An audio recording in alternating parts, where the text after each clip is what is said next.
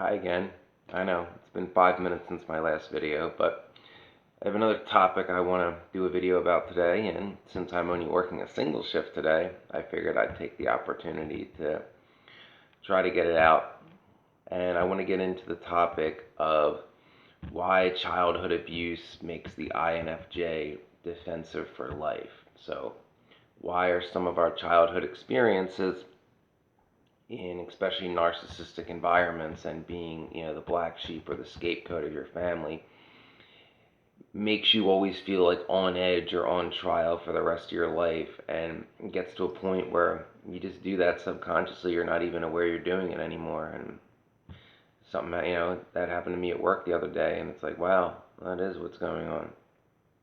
So right before I get into that topic, remember, donate the same you. That's why I'm doing all these videos in July, 33 of them. Throw 5 or 10, say thank you, help a good cause, make me feel like I'm helping people, show empathy, be an INFJ. All right, so back to my topic. So, growing up in my family, and I've mentioned this, I was the black sheep or the scapegoat in my extended family. Now, my family is very odd to me in the sense that they view the suburb of Philly that I grew up in, Chester County, as the whole world. Like, to them, me wanting to leave this area since I was 10 was like the cardinal sin, and I left a couple times, but or wanting a job that would take you out of this area is like the cardinal sin. Like, to them, high school never ends. Like, your high school clicks for life. Like, you got to stay in the town you grew up in, same friends, and everybody knows each other, and everybody knows who dated who, and no outsiders. You only, very good old boys. You want a job. You gotta connect, because it doesn't matter what like getting the kind of job, like government jobs around here are promised to people before they're posted. There's no real interviews. It's like, oh, you're Billy Bob's nephew. Well, dang boy, that's good enough for me. You're hired. That kind of shit. And they're proud of that. I know that exists in a lot of places, but here they're proud of that. So I found that odd. And I never, cared about like clicks and popularity and all that kind of stuff. And I more or less, wanted to find a place, a city that was progressive, that had people with similar views to mine that I could relate to and have deep conversations with. I don't care, you know, like now I'm 34, I don't care who's driving a Porsche, or, I don't even remember who was prom queen. Like, that kind of stuff doesn't mean anything to me. But to the majority of the members of my family, that's most important. Like, high school is the most important time in your life. What sports ball team you were on. I mean, I have boomer relatives in their 70s still all the time talking about who was in what clique in high school and still judging people accordingly. So because I didn't care about that culture, and I would, even as a child, make fun of it, that often made me a target. And as I mentioned in my previous videos, I called out double standards even back then. And that made me a target as well, because the boomers had no answer for that. When I would call out a double standard, like, hey, why do you judge everybody else, including me, based on your I just know logic? Because you just know, because you say you just know. And this is mainly my mother's sister, my aunt. If you see my video, INFJ versus the Queen Bee narcissist, that'll give you more background on her. But she fancies herself as like what I call the Queen of Chestertology, because to me, the culture here, it's like a cult. Chester County, Chestertology from Scientology, because she acts, according to what I read and in conversations with my friend John Atack, how a cult leader acts. She believes she has absolute authority and doesn't have to justify anything she says. She can't be questioned. It comes out of her mouth. It's true because she's the one who's saying it. And the same goes for, her crown prince, her son, my cousin, who is 52, hasn't worked a full-time job since 2004, got married in 1998, has had multiple affairs since 1999. His wife works all the time as a nurse, but you're not allowed to talk about that because that's her son. So he's, you can't judge him because she says so. And everybody in the family except me just abides by that. And he can say whatever he wants about you, but you can't tell the truth about him because that's off limits because the Queen of Chestertology says so. And all the other especially boomers, just fall in line behind her because they, I don't know, she's some kind of like Regina George type character that I don't give a shit about. Her name's Regina too, by the way. But ironic, I know. So I never paid much attention to any of that and didn't care. But growing up as a kid, like when all the cousins my age would be around, they'd be trying to score points with the boomers and trying to get me in trouble. Now, surprise, surprise, young INFJ, I'd be off by myself reading, or where my one relative lived, there was some Cambrian era fossils. So as I mentioned before, I was into archaeology. I wanted to go to Oxford University to study archaeology. I ended up going to the University of Toronto for a year, but beside the point. So I'm looking for like these Cambrian era fossils, and then all of a sudden, like my mom would come up and be like, start saying, well, the cousin said this, and I'm like, well, what did I do? And they said, well, you did everything. I'm like, well, what's everything? And I probably said, what the fuck's everything? Because there's no substance there. It's like, oh, it's my fault. What's my fault? Everything. Well, what? What specifically did I do? I've been, in lone wolf mode. But my mom didn't care because, all these boomers, they all were obsessed with what the other boomers thought about them. It was, like I said, like a high school clique. So, and it was, the children were just pawns to compete with the other boomers. Like, oh, look at this one's award and that one's award. And I won academic awards all through school. Not that they mattered, but I had them. It's a lie the boomers said, good grades and hard work. No, nepotism, cronyism, and good old boys clubs is how the world really works. And the boomers don't want us doing better than them. We're just pawns. We're only meant to serve them because no one can be greater than them. And that kind of stuff would go on.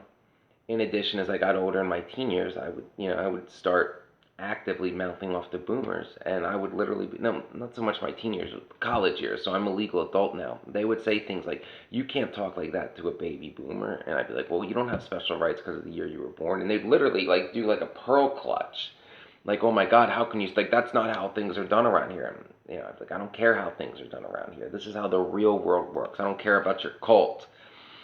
And that would just cause further strife. And my mother would try to guilt trip me into saying, well, the queen is saying, I refer to mine as queen, you know which one I mean, rhymes. So I would say, like, oh, I don't care what the queen says. Like, she fancies herself as this authority figure. I've often said that in her mind, she thinks she's like this retired senator and, big shot. She's a retired secretary. Like, the woman never held like a position of authority. Like, she made decent money because she got into her company at the right time in the 80s. And, for a lot of boomers, opportunity was handed to them on a silver platter in the 80s. Basically, if you could show up to work on time and be sober-ish, you were good to go. But she thinks she's like the greatest person ever. And I've called out her double standards in the past. Things like she would say, like, well, I deserve to make, six figures. I went to college. I'm like, well, you went to a 2-year college. I have 2 4-year degrees. So should I get that much more than you? Well, that's different. I'm a baby boomer. Well, what does that mean? What does that make you special? We just are. You question them, they have no answers. And then they get mad at you, like, how dare you say that? Just fall in line and believe what I tell you to believe. We're gods, basically. And being in that environment my whole life, I mean, that's a quick brush over some of the examples I told you. The INFJ versus Queen Bee narcissist video has more examples. Gets you in a mental state where you always feel like you have to explain your actions, because every interest I had, everything I was into, like, oh, I want to have this job and go live in London, or I want to go live in Cairo, or, I want to be an FBI agent in DC, or I want to be a professional firefighter, and, in Philly, in Arlington, in LA, anywhere. I had to explain that because it's like, well, why would you want that? Like, you're supposed to, like, stay here and be a landscaper. That's just what people do in Chester County. It just is what it is. You don't think for yourself. You just do.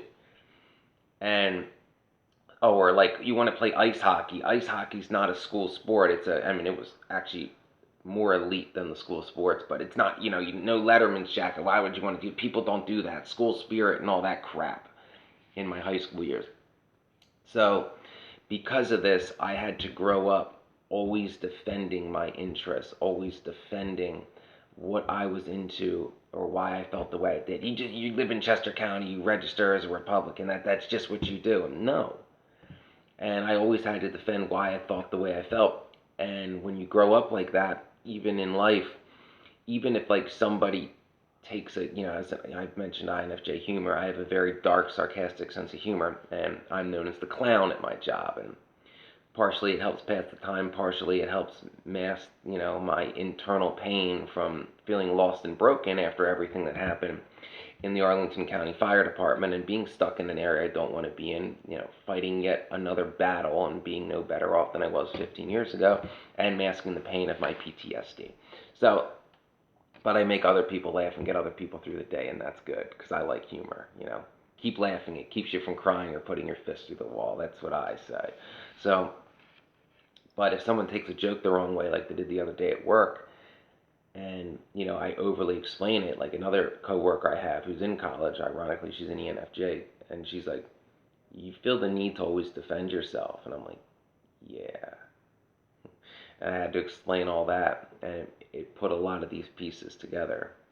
So if you grow up in an abusive environment, if you're a victim of narcissistic abuse, or if you're in like a narcissistic culture, like an old boys club, or industry with gatekeepers, you're going to feel the need to defend yourself for the rest of your life. That experience never leaves you. The experience of basically you growing up not having the right to be yourself, not having the right to express who you really are, always trying to either keep yourself a blank slate or to try to pretend to be into things that you weren't just because that was the quote unquote norm. And knowing from an early age that you were different, not caring, wanting to embrace that, but having people cram it down your throat that like conformity was what's important, and things that were important that were never important to you. I think I mentioned in other videos, like my mother tried cramming in my head at like 10 years old that it was so important what clique you're in high school. Because like I said, Chestertology, they're obsessed with high school culture, not just when they're in it, but for the rest of their lives. And like something out of a Springsteen song, like Glory Days or something. It's pretty sad. Or Al Bundy would be another good example of how they live. But understand, if your situation was similar to mine, that you're going to always subconsciously defend yourself. And I notice it when I write emails too. I overly explain, when I'm trying to explain something to somebody, I'll overly explain it and give much greater context than what really is necessary, because I want to ensure that nothing's taken the wrong way, that, I get my message across, which is probably positive and encouraging, that it's not by any means taken the wrong way. And that usually turns like a 1 paragraph explanation into a 3 or 4 paragraph explanation. But, I have that deep need of ensuring there's no way I can be taken the wrong way, because that's been done purposely my whole life to try to make me look bad. And in bullying and hazing situations, that's done too. Well, I can't get into detail. My abuser in the fire department would often try to twist my words and then go run to an officer and give half truths and all that, and they would just believe him because he had the patch on his arm and the red hat, which made him think he was infallible. Well, made most of them think that way. And because recruits, we were to just do what we were told, had no right to speak up and no right to say no. So if you've ever been in any of those cultures, this is going to be a byproduct of getting through that, and it's something that's going to stay with you even if you don't realize that you're doing it. So just be aware of it. Try to downplay it when you can. Understand why you're doing it, that it's not your fault, it's part of the abuse you faced. And always remember to never sell out your integrity. Trust your intuition. Call out people. You have every right to call people out. Nobody has special rights because of the year they were born. And if you like these videos, please donate to Same You and help a good cause.